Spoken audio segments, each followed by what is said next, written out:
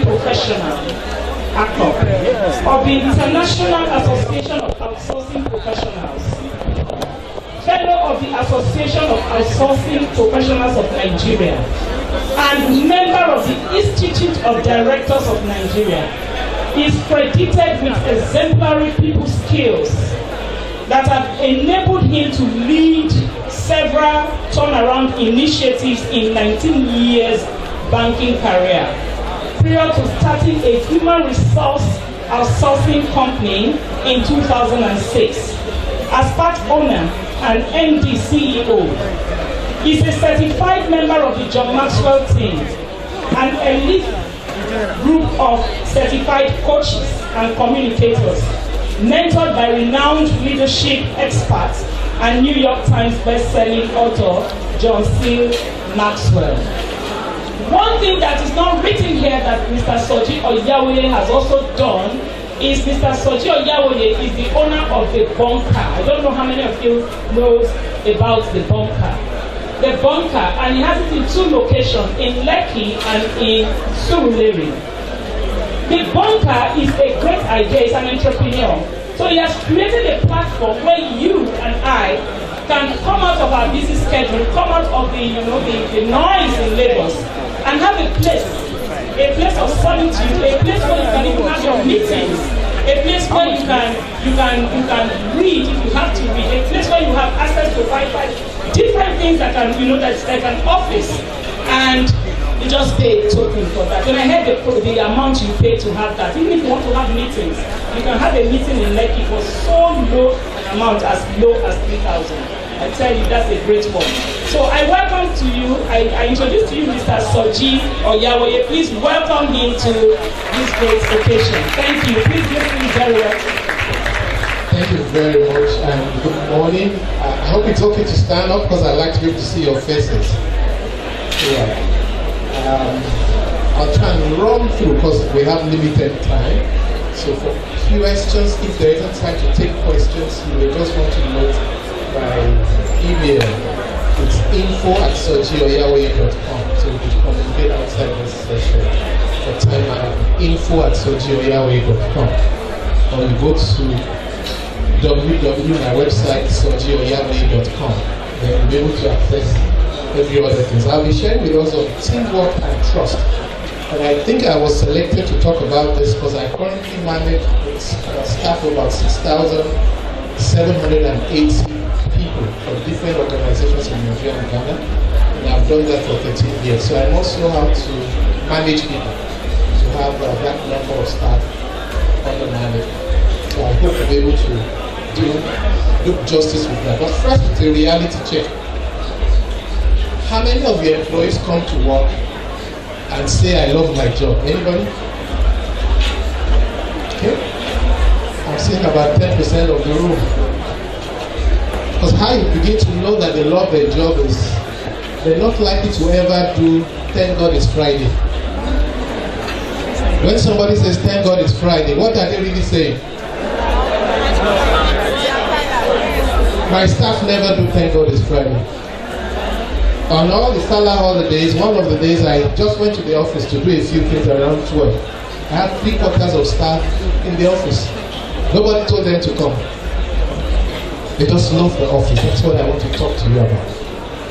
And to get your staff to love the work they do at the office, the most significant influencing factor to achieve that is relationship building. And guess what? Relationship with their line supervisor. Not with the school owner. Not with the principal. Whoever they report to. That's what makes people love their work. It starts with a relationship with their line supervisor. In fact, people leave organizations, usually not because of the organization or the MD or the school owner or principal. They usually leave because of the person they are reporting to. So that's why it's important, if you want to retain and attract good staff, it's important you have this understanding that we'll be talking about. And to build relationship, it calls for engagement. You need to engage. You need to engage. And you can't just wish engagement. It has to be intentional. It's something you will do consciously to build engagement. Statistics from the Corporate Leadership Council shows that 54% of employees are not engaged. They're simply going through the motions. They resume in the morning, they close in the evening. They wait for the payday. 54% of staff. 70% of employees are actively engaged. But even they're just doing the bare minimum. But that's not what you are paying them for. You are paying people for the maximum productivity. Only 29% of employees usually are engaged and productive. Can you imagine the wastes of resources? Meaning you are spending money on 71% of your people who really are not productive. But they are there every day. And sometimes they are the ones that do the eye service very well.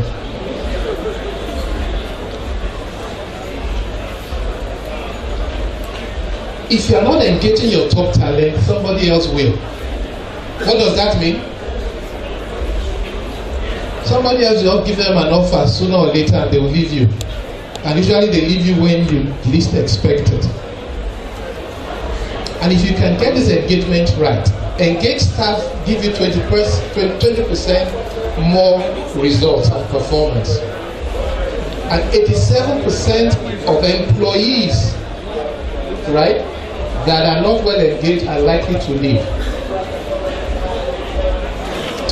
These are 7 ways to engage your employees better. So it's not so complicated. 1, communicate better with them. And communicating better starts with being a better listener. Most school owners or proprietors or principals don't listen.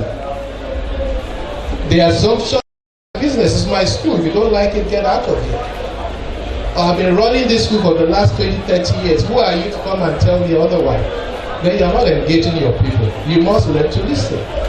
Then some of what they will tell you are not things you want to hear.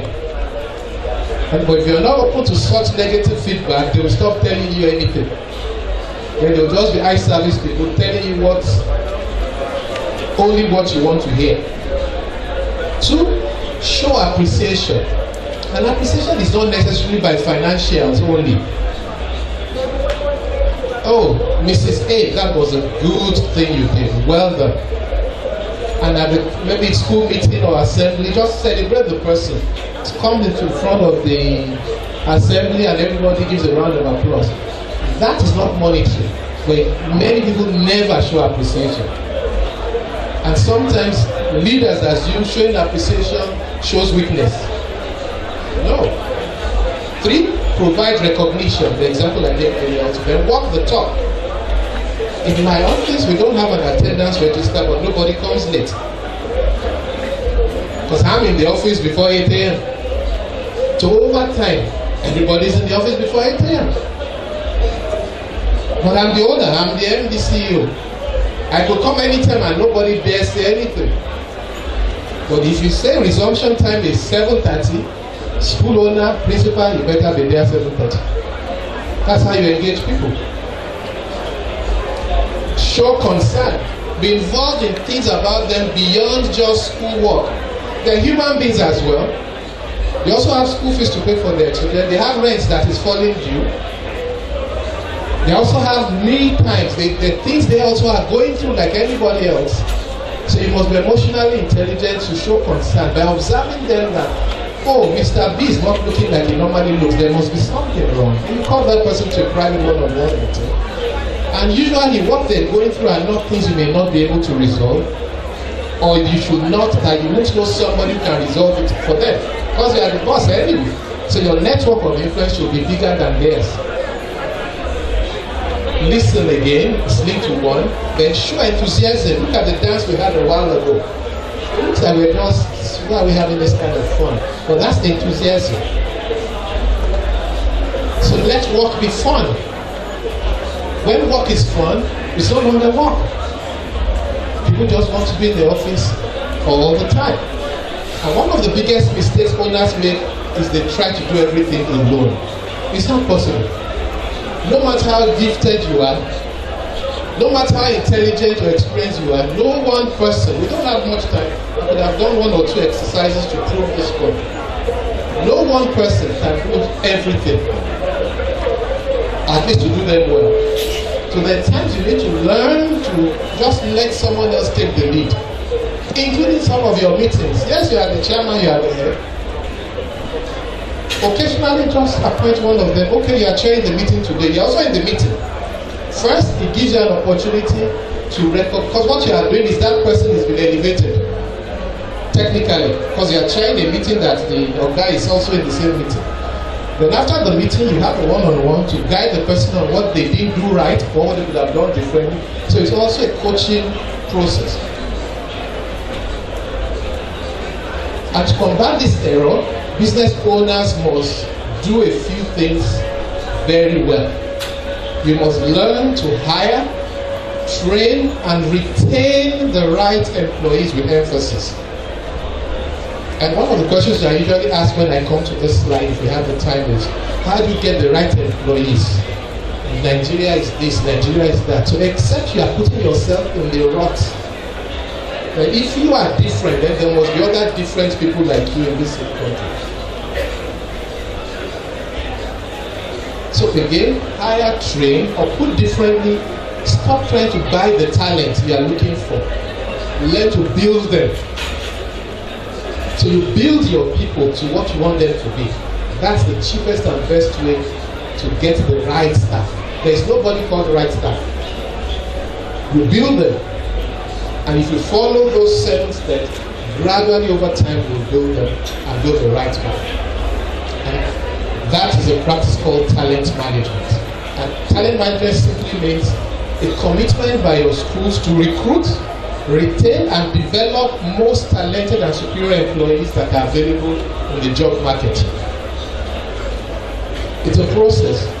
Now, you may not necessarily need to have a full-fledged HR department. Part of what I do, and there are quite a few out there, is to outsource your HR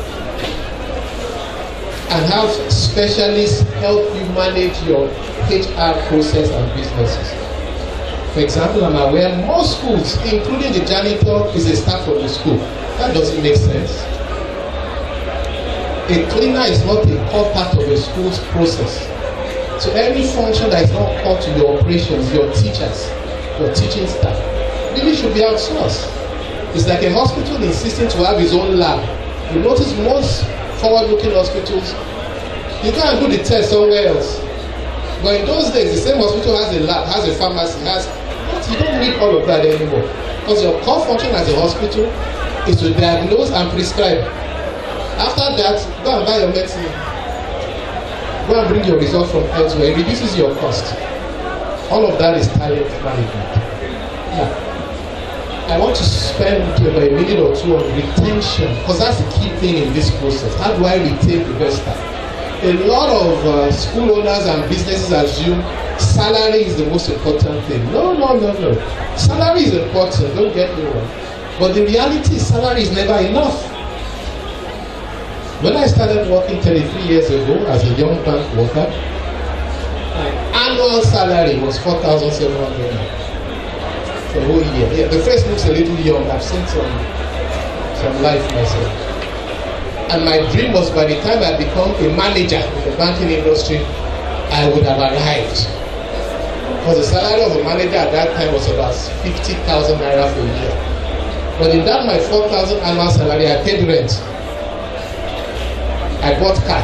So we're not talking of Nigeria of today. But I found that as my salary improved, my lifestyle adjusted. Because when I started banking, I used to buy my shirts, when they, what I mean, behind mandilas. Starch, you iron it and it was crisp. As I moved from entry level supervisor, okay, you want to enter a shop, you can't be buying this anymore. Then you become assistant manager. You need to enter a boutique to buy shirts. Then I became deputy manager. Still growing. Finally became manager. He must report abroad. The same me. If I was still wearing this, nobody would have known the difference. But we all adjust. So salary is never enough. So stop living your life based on next salary, next promotion. It's a pipe dream. But the key thing in retaining staff is benefits, not salary. Benefits. I just give you one or two examples. At times we've had fuel scarcity, right? Can you imagine if you subsidize, say, your key staff, even if not all, 5,000 naira extra per month for that fuel scarcity period? It doesn't solve their problem, but the fact that you thought of they will have increased cost and you just credited them for 5,000 naira, though that's a benefit. Then for some key staff, depending on their levels, you have benefits like club membership per annum. Those things are not expensive. Or a gym. Those are benefits. In my own office, we have a creche. My staff that have babies come to work with their babies. So when they resume from maternity, the baby is in the creche, the mommy is working, occasionally they go and breastfeed. So they don't worry about nanny, they don't worry about closing late. Those are benefits. I'm not Google, I'm a local business like any other school. And it doesn't cost that much. But that shows you're adding benefits. So my staff hardly ever resign. To go to where? Look at the logic. I have a room in my office. When staff are tired during work hours, you can go there, take a nap, watch TV, drink coffee. If you like it, you want to come and come. So you spend a little bit more, but the value you get, you retain the people. They can't go anywhere. They give them offers, they reject it. Higher salary, they reject it. Because those other things are not there. So more of benefits. And that gives them a sense of belonging. Quarterly have a function called this TGI, thank God it's Friday. It can be in the school. Just order pizza for everybody. For a crate of mineral, play music like this, everybody's, the school owner is dancing, it's the cleaner. Things like that makes everybody feel like we're in this thing together. So those are the things that retain staff, not salary. Because if you just want the salary, you can't pay enough. Somebody will always offer them higher salary. Then let the job be fulfilling. So it's nice to give people job descriptions, but a lot of times, especially the key officers, let them have the freedom to change the job role. What you want is the result. So I want this room cleaned before 8 a.m. That's the instruction. I shouldn't then tell you you must use 2 buckets, you must use Omo, you must sweep it this way. How the person does it, let the person, it makes the job fulfilling, then the person feels I'm adding value. So let's talk about culture. Because I'm going to talk about 3 things: the retention, culture, then we'll talk about teams. How to build proper teams. And under them we'll talk about trust. But let's talk about culture. What are the values and attitudes that are prevalent in your school? You know, in some schools, the school owner or principal enters like this, everybody must go the other way or pretend to be working. That's the culture. Or they dare not talk to you. I was at a function last week and we needed to put up, I think it was one of the holidays, we needed to put up a roller banner somewhere, and the roller banner was slanted. So I was thinking of how to use a rope at the back to get it to stand. Then some young boy from the audience just walked up to me and said, "Sir, this is how we should do it." And he came up with a suggestion, and the thing stood firm. And I said, "That's fantastic, I never thought of it that way." And I shook his hand. And he was so impressed by that gesture. Because typically, this is the speaker, the facilitator. That act he did, if I had ego problem, I would have felt ridiculed. And he has shamed me in front of everybody. But it didn't matter. Do you get the logic? So some of you have all those egos and you are like, I'm the boss here, how dare you? If you are like that, after a while, they stop telling you anything. Even when they see your entry, they pitch. You are the boss. Yes, madam. Yes, sir. But they know it's wrong, but they can't talk because the last time they tried to talk, and you call yourself a graduate, look at you, you are such an idiot, you're a bastard. And because there's no job outside, you say yes. Can you relate with this? Can you relate to what I'm talking about? So if you are like that with your people, those are cultures. It's not like you sat down one day and said, this is our culture. But it forms gradually, and that is what holds. So what really is culture? It comes from the word cultivate. And just like you have in a farm, can I plant mango and expect corn? It's what you plant to it. But beyond that, cultivate means even after planting, I must do what before the harvest? Water, weed it. So the same way. So if you don't consciously choose the culture you want in your schools, weeds and all kinds of things will grow, and that will be the culture in the school.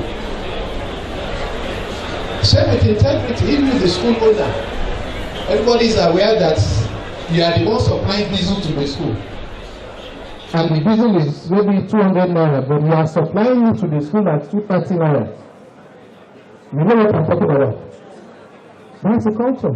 Or it's your brother that is supplying the diesel and nobody can talk, it's whatever rate, because it's your dad's brother or sister. That becomes a culture, and that is what prevails. Then they're not able to do their own on diesel, they will do theirs on lower levels. Then everybody is doing their own, and you kill the organization. So culture is a result of cultivation. What are you cultivating in your schools? Now, the essence of this session is whatever may have been done before, you can change it. I have a catchphrase: no matter how long you have gone on the wrong road, it is never too late to turn back. The moment you realize it's the wrong road, don't say, you have done this thing for so long, let's just stay there. No. The day you realize, and this is not just about your school, even your life. You don't say, I've dated this man for 8 years. He's a useless man, but where do I start from? So I must marry him. Not until marriage, even if you've been engaged. A bad, broken engagement is better than a broken marriage. So those who have invested so much in him or her, once you notice this thing is not working, just come back. Same principle. Culture matters because a lot of schools, first, culture is intangible, you can't touch it. But it is very, very strong. It marks every strategy you do. So no matter what strategy you put up, if you don't have the right culture, that strategy will collapse. Put differently, culture is more important than strategy. But most people don't have that understanding. So they spend a lot of time and money doing strategy and all of that, and forget culture. Like I said, if you're like, look, integrity, we must resume early. Nobody must stay here, and you are coming late. That is what everybody will adopt. Because it's a culture that defines the strategy. So, let me show you an experiment quickly to prove that point. A group of scientists placed 5 monkeys in a cage, and in the middle a ladder with bananas on the top. What will begin to happen to the banana? Can I hear you? It will decline because monkeys and bananas are happy. So 5 of them will be rushing to go and get the banana. Now, every time one monkey went up the ladder to get the banana, the scientists soaked the rest of the monkeys with cold water. And monkeys don't like water, what type of cold water? So every time anyone tried to go up, of those 5 monkeys, we just open a tap of water on them. So of course they stop the crying for the banana and just give up. After a while, every time a monkey went up the ladder, the others beat up the one that tried to go up there. You want them to pour water on us again? So what they said, the banana was there, nobody was finding anymore. Because they didn't want water. The scientists then decided to substitute one of the monkeys of the 5. What do you think will happen as soon as that new monkey comes? What will he try to do? And what will they do to him? And you didn't know why they were beating me. Because at this time, they have stopped eating water. When God found out that I'm going for banana and they're beating me, he tries again, they beat him up. So after a while, he to stop looking for banana. Even though he doesn't know why, but he just realized that in this place, monkeys don't eat banana. In this school, you see the banana, nobody touches it. A second monkey was substituted, the same occurred. Even the first monkey that never experienced water joined in the beating. Because that's what the weight of ground. The fourth was substituted, the beating was repeated. The fifth was substituted, so it got to a state, 5 monkeys that never received water. Never received water. They see banana, nobody was going for it. If you were to ask those 5 monkeys, why are you people not eating banana in this school? What would they say? If I thought nobody eats banana here. But they're most likely, if you ask them why, what would they say? I don't know. But in this place, that's how people are done. It's whatever Madame says. It's father. In fact, that child, the parents are very rich, so don't touch them. In this place, don't touch such children. Sounds familiar? That's how culture is formed. So you may not know it, there's already a culture in your schools. So when you get back, it's for you to check what culture have we put here, unknowingly or unknowingly, and begin to change it. Because if you don't change it, you will never grow, the school will never be better. It's a culture. Let me tell you something about culture. You know, those days I was growing up in my career, I used to wonder, why would somebody spend $2 million to buy a brand new car? Because at that time, I could buy Tokumbo at $150,000, which is what I bought my first Datsun Sony. So how can you spend $2 million? These people, I didn't know I had poverty mentality, which a lot of Nigerians have. As my career grew and the office began to give me brand new official car, there's a big difference between Tokuba and big difference. So stop accusing the rich. You have poverty mindset. Because everyone driving a big car, maybe a banana island and so money. I live in one of those places and they see anybody do anything. I'm a top class guy with my name. But Google my name and see what I am today. It's not about a degree. It's not about where you come from. I'm from a humble background and from a middle character. I've been 2 times past president of Federal Government College Lagos Examination Students Association. But I didn't pass out of that school. I didn't have 1 credit in my first life. When my father sent me to Warwick Grammar School to go and repeat, he said I was restored us there because we were the second set. So colored, we put on satellite town, air conditioned room, ice cream. So put in Warwick Grammar School is khaki, brown khaki short, cut grass. I still didn't make the right. I did mathematical, full jam twice.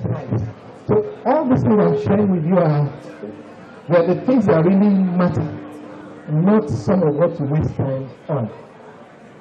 So your actual school values, as opposed to the nice sounding ones you hang in your reception or the principal's room, is who gets rewarded, promoted, or exited here. What you tolerate is your culture. It's not what you wrote on the wall or put in your prospectus where there's this school, where your vision, mission. That's not your culture. The real culture is in this place. What gets rewarded, what gets promoted, what gets sanctioned. That is your culture. That is your culture.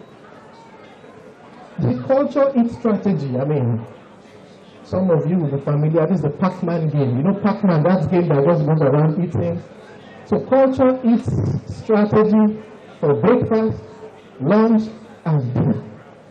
So that was you. Stop wasting so much time on strategy. Build the right culture. Strategy is a foregone conclusion. Once you build the right culture.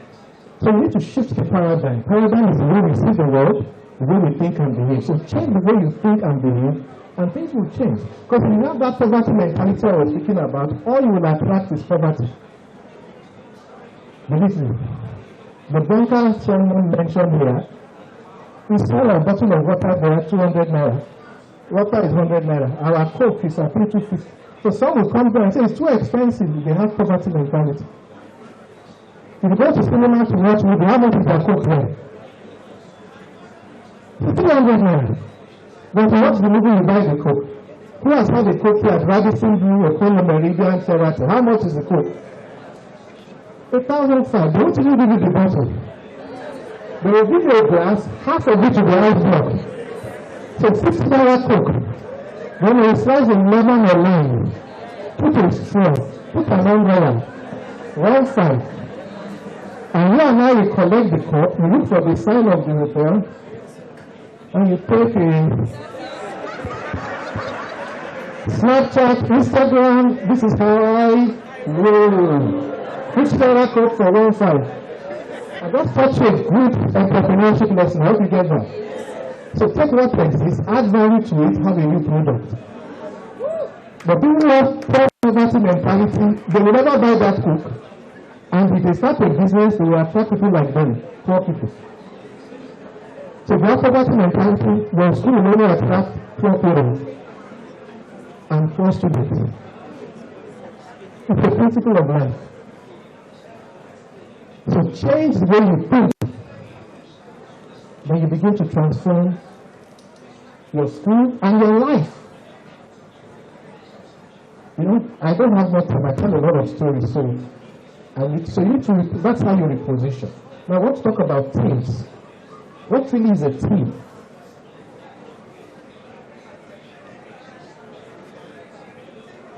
These are questions for introspection. You don't need to answer them.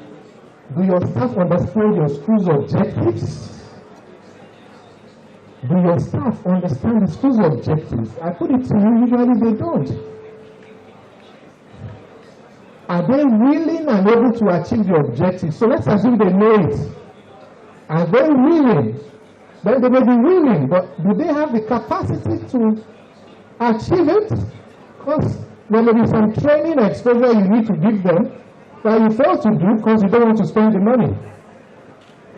3, do they make decisions or solve problems with little or no supervision? Or do they come back to you for everything? Because if all of this is happening, you don't have a team yet. You don't have a team. Are they self-directed? Can they take decisions on their own and come back to you and say, this is what I've done? Even if it's a wrong decision and you don't kill them. Because once you overscore them, next time they don't take any decision. And it means once you are not on site, that's still nothing happens. You can't grow that way. Because no one person knows everything. So ask again, is your school a team with what I've said? Who is bold enough to answer? Is your school a team? Okay, we have like 5% concurrence. Because that's how a team is. That's how a team is. So there's a new approach to teams. You see, most teams, members are like babies, and the head is like a babysitter who just tells them, sit down, stand up, or go, come back. And this will be adults who are running their own homes. But once they enter school, they resume in school, they become babies. They can't do anything on their own. But in a proper team, right, the leader is like a builder. And every individual in that team is self-directed. They are able and willing to take decisions and solve problems without direction or waiting for approval. You just take the decision. That's how your business will grow, or your school will grow, to empower people. As I'm here now, there are about 3 or 4 engagements that my business is handling. But there are different people who are speaking there or attending a meeting. And in fact, a lot of people don't know I'm the MD/CEO of Resource Intermediaries Limited. Because people have been so empowered that they just get the thing done. So if you don't need to be visible for your system or your school to work. Yes, how do you trust Nigerians? So if you don't trust Nigerians, it means you don't trust you yourself. It doesn't mean some won't mess you up. They will. But you must have a process in place to quickly sanction, correct, and eventually the right people will stay. And the best way to build trust is not to kill the person with a sledgehammer with the first mistake. Because if you kill somebody with the first mistake, the next person making the mistake will make sure you don't know about it. So rather you let me know the mistake you have made, and we all call the meeting and learn from it. What should we do differently? What did we do wrong here? That is how you grow your team. So, a team does not just happen. A team is created intentionally. So if you want the right team, the kind of team we're talking about, it won't just happen. It's not by recruitment to appointment and all of that. It goes through a process. And this is a process team formation goes through. It comes from first forming the team, then the team goes through a storming stage where we're all arguing and struggling with each other. Then it becomes normalized, norming stage, before you begin to perform. Now, this process can take 1 month, it can take 1 year, it can take 5 years, depending on how receptive members of the team are in quickly learning and going through the process. Now, this is just for you to decide where your team currently is, your school. And you have a 2x2 matrix here. So on this left side, you see, if you are high on getting things done, you don't care how people feel. You don't want to know why they came late to work. They just must not come late to work. You don't care how they feel or how they are feeling. Work needs to be done. It means you are high on getting things done, but you are low on relationships.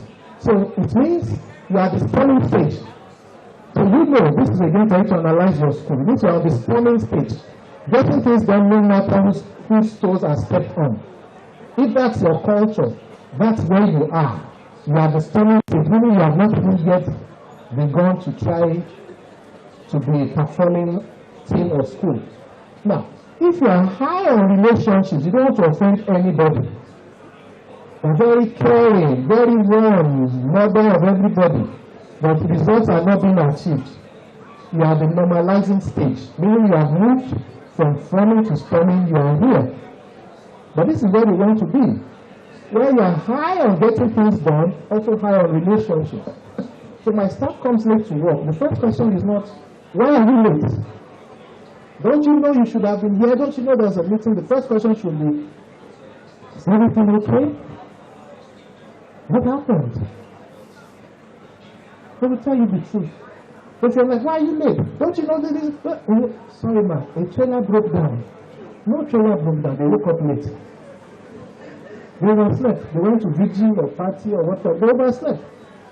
That's a culture. But because your attitude is, how can you do this? I'm going to remove 1 day from your salary. Don't tell me a lie. But that is a culture. You get the logic. So show concern first. It doesn't make you weak. When it's time to bite, you bite. But nobody gives you their hand until you first go for their heart. Nobody gives you their hand without you first going for their heart. Show me that you care about me and for me, then I'll give you everything. No matter what salary you are paying me. So why work in teams?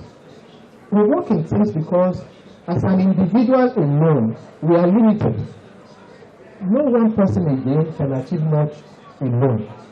We have limited ideas, we have limited capacity. All of us. I came here with my laptop, wanted to use my own. I'm an Apple person and what. It wasn't communicating well with the system here. But I'm not an IT specialist. He is. So I have to step back and let him use his initiative. I will not do presentation now. So I can't be here because I'm Apple. I use HDMI, this is VGA. You get, so I can't say why you people using VGA here. I will just be speaking grammar, this presentation won't happen. So that's a concept. So my limited capacity does not remove from my position. It's to step back and let somebody who is stronger where you are weak take the lead. So you must do that. That's will make you a good leader, and your people will follow you. By the way, you're not really a leader if people follow you because they have to. When you pay the salary, so they just follow you. They have no choice. There's no job outside. You begin to be a good leader when people follow you because they want to follow you. There's a big difference. That's why my staff will be in the office on a holiday. They want to. It's not because somebody said you needed to do that. So, let me show you, just watch this little movie for a while. It's just 2 seconds to show you how things work. Volume, please.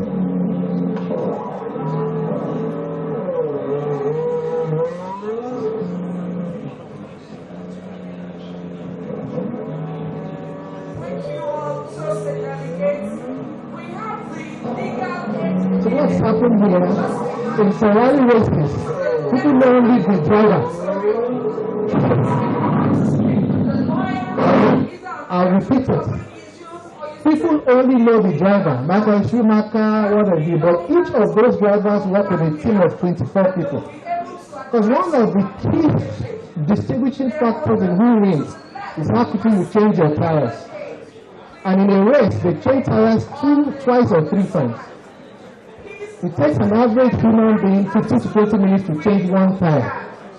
These guys change 4 tires, averagely 2.4 seconds. 4 tires. And they achieve it because there's a team of 24 people. The driver doesn't even leave the driving seat. This one we just watched, and our Praise World Cup is a short movie. This is a world record holder. Felipe, he did it in 1.92 seconds. Before I do this, they have changed 4 tires.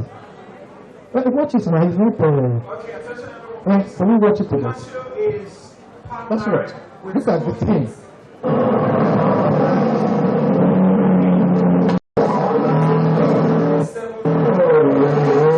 4 tires have been changed.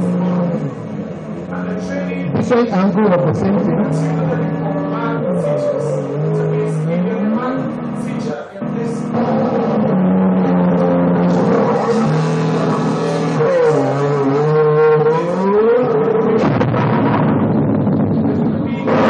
That's what the team is about. So some of them, the only role is on screen, somebody else removes tire, somebody else puts tire. 24 different people, each understanding their roles. That is a team.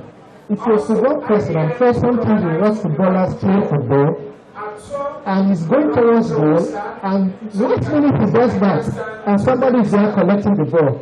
And you wonder, how did he know he was going to do that? It comes from coordination practice.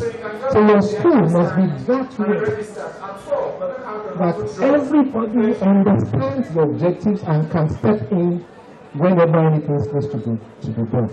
And there will be people in your team, in that 24-man team, there's somebody whose only role in all of that, right, is to lead one school. But it's part of a team that achieves world record. So you don't judge a fish. I mean, if you have to judge a fish by its ability to climb a tree, you do not call it a failure, because a fish cannot climb a tree. So you may have recruited people into some roles, and they may not be doing so well. Rather than blame them, try and find out what are they good at in this place. You may be surprised that the accountant is better off as the customer service person. You find out a customer service person is actually better as the head of admin, regardless of what they read in school. That's what this principle is about. So don't judge people and say they can't do this. So what else can they do? And you'll be amazed how you move your people around and achieve this objective. So know your role in the team. Everybody must know their roles. Everybody must play as a team. Everybody must know their difference and use that difference for others.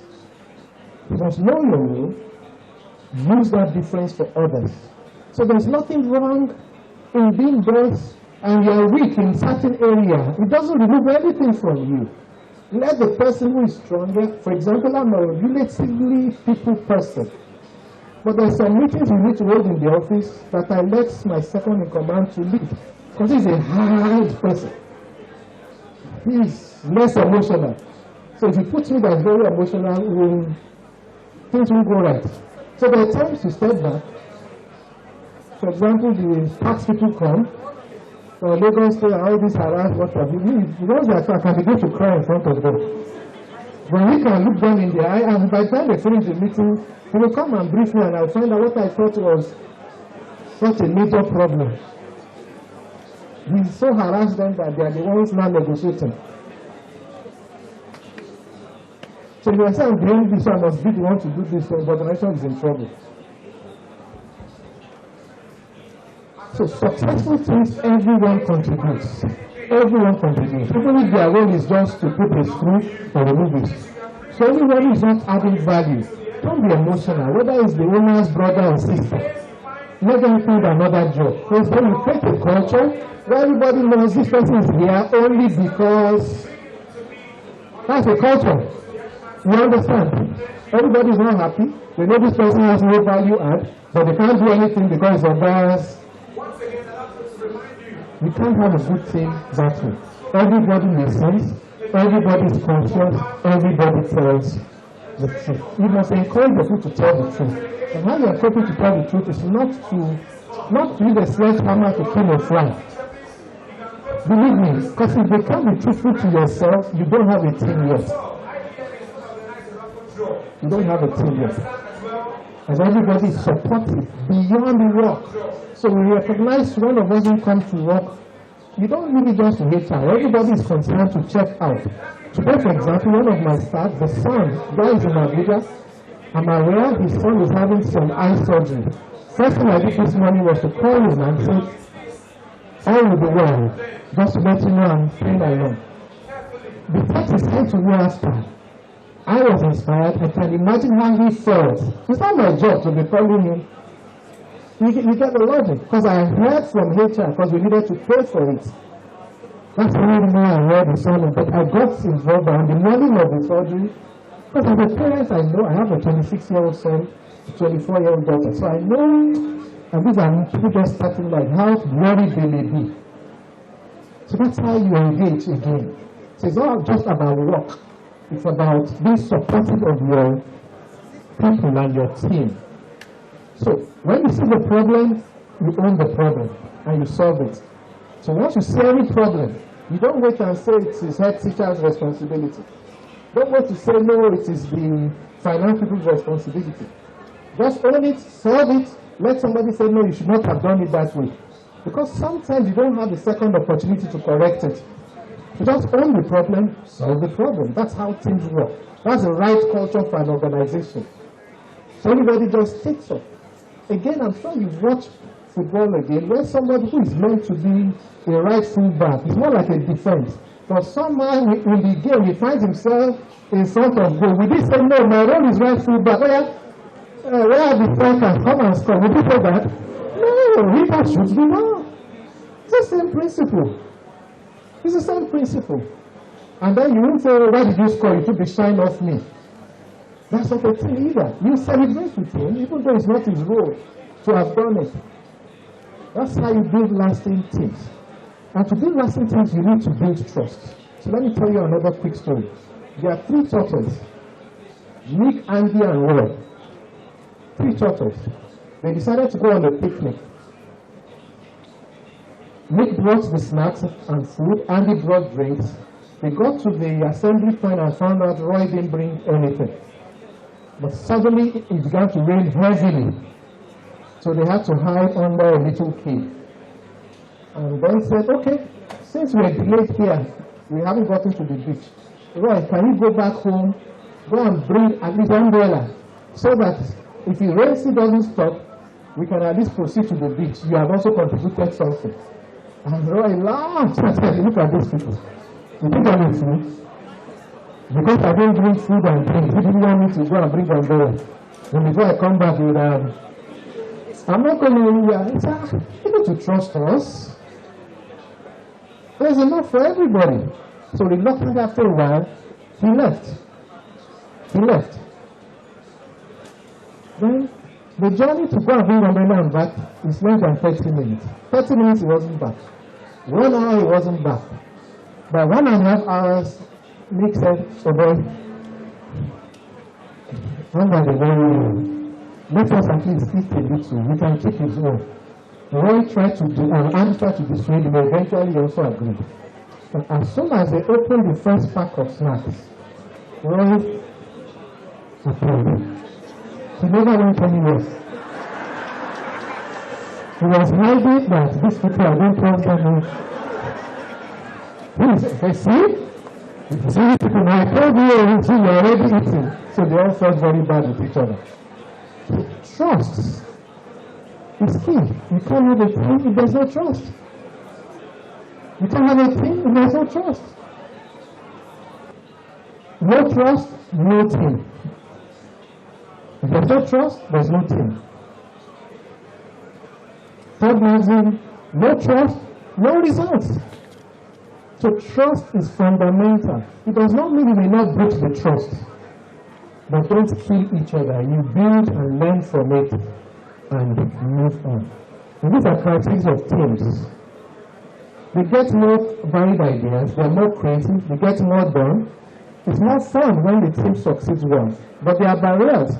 Teams can be dominated by one strong person. So there could be somebody who is very vocal and just takes over every discussion, every meeting.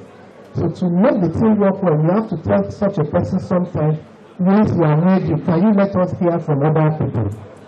If you don't do it, one person sometimes dominates teams and is a barrier. Some people have had egos and they feel deflated when they are told to let somebody else speak. So you need to find a way to manage all of this for your team to work better. And try to rush the time given are pretty. So these are why teams fail. Environmental factors. You can't have a team that you are not meeting regularly. So you must have a way to meet regularly, whether it's quarterly or monthly. Otherwise, there will be problems. Goals. If members of the team are not involved in setting the goals, they can't be committed to solving the problems. So you must make sure that they are part of the goal set, even if you know what you want to do. Share what you want to do and say, "What do you people think?" You'll be amazed that they may have suggestions or ideas that are far better than yours. Believe me.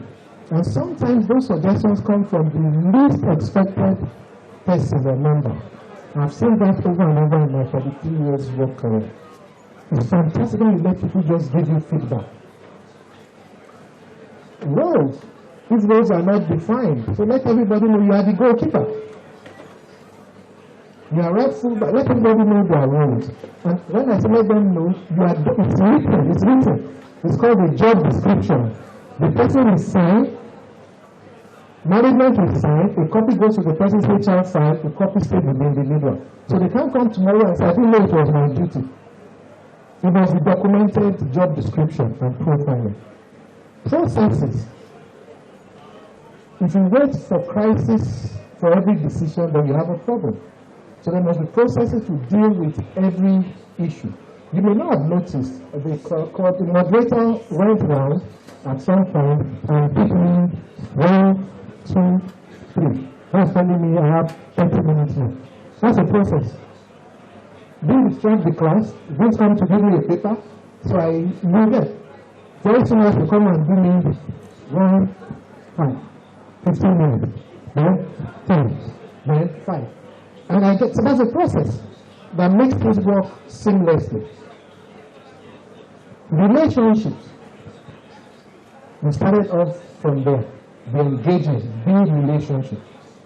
Do you know your staff's family? You know where they live?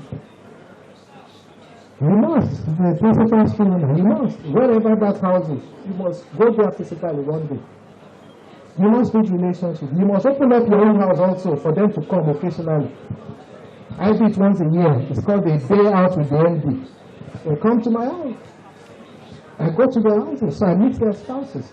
And I've found out over the years, if they're not happy with me in the office, by the time they're reporting me to their husband or wife, who I have met, who I have a relationship with, now we tell them, Mr. Oyawoye is not like that. They provide a balance because they also know me. So build relationship will help your teams very well.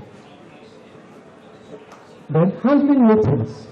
I'll rush through the next few. Handling meetings.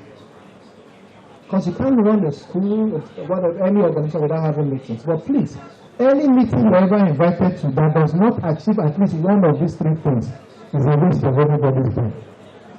The only reason why you hold a meeting is to solve a problem, to make a decision, or to share information. Some meeting will achieve all three. But please, if you ever invited to a meeting that does not achieve at least one, when they do any other business, say, why exactly did we have this meeting? Challenge themselves. It's a culture, you understand? Because some people just call meetings, just talk. At the end of the day, nobody knows what the meeting was about. And to make sure that happens, all meetings must have agendas. So if you call it a meeting, say, what is the agenda? You can't just call a meeting as chairman or school owner. You know what you want to say. I also need to know what you are calling me for, so that I can prepare better, and then the meeting can be useful to everybody. So have an agenda. Have a timeline. This meeting will be for 2 hours. Don't spend more than the time. Things like that make you better organized and do better things, and your people grow and they also learn from the process.